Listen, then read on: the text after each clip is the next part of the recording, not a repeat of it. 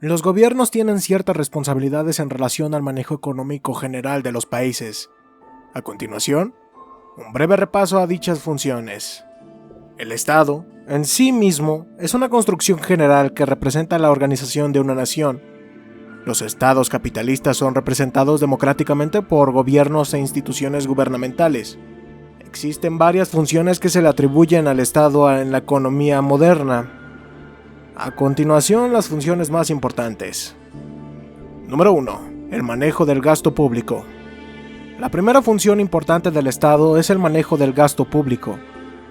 A través de políticas de Estado, se determinan las prioridades estratégicas de la nación y se determinan las áreas importantes en donde se deben invertir los recursos comunes de los ciudadanos. Generalmente las áreas más importantes en que se manejan los gastos públicos son: número 1. La defensa y seguridad nacional, representando en el financiamiento del ejército, la policía y las entidades dedicadas por la protección ciudadana en general. Número 2. La justicia, que consiste en garantizar la integridad jurídica de los ciudadanos mediante la aplicación de derechos y el uso de las leyes, garantizando los principios de equidad, libre movilidad y libre empresa de las naciones, etcétera, etcétera.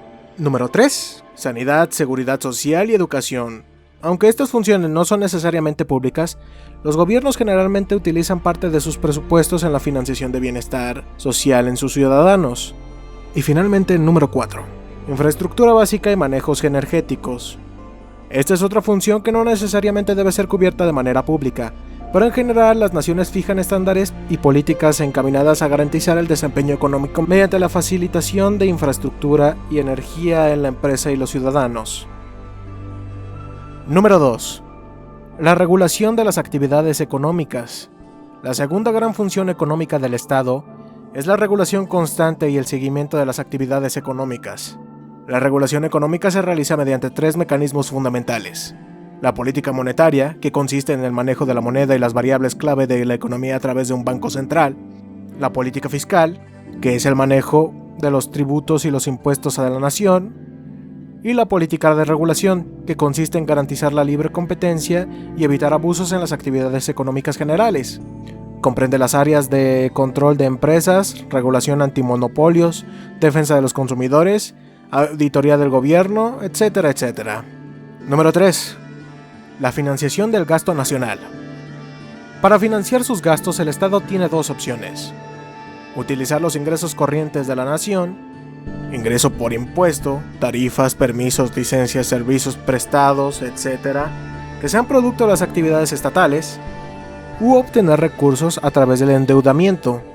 Los esquemas de financiación del Estado provienen de emisiones de bonos, deuda pública, externa o interna, préstamos con la banca multilateral o privada, y préstamos de última instancia.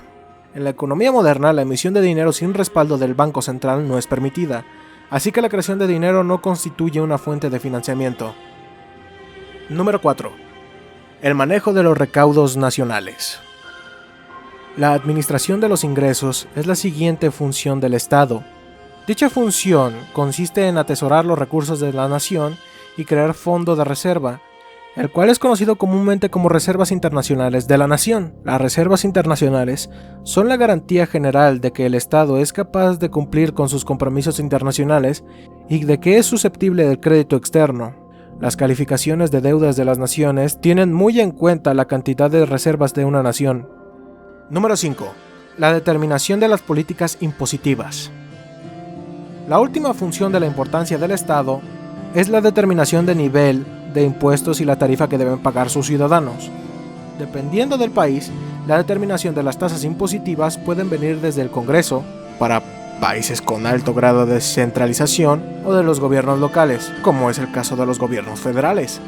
Existen también impuestos locales o impuestos especiales, por ejemplo el cobre en Chile o el arroz para China en México. Como se puede observar, no hay muchos puntos en los que el Estado funja sobre la economía. Sin embargo, estas gestionan varias zonas geográficas que requieren ayuda, ya sea por una comunidad o por un país completo.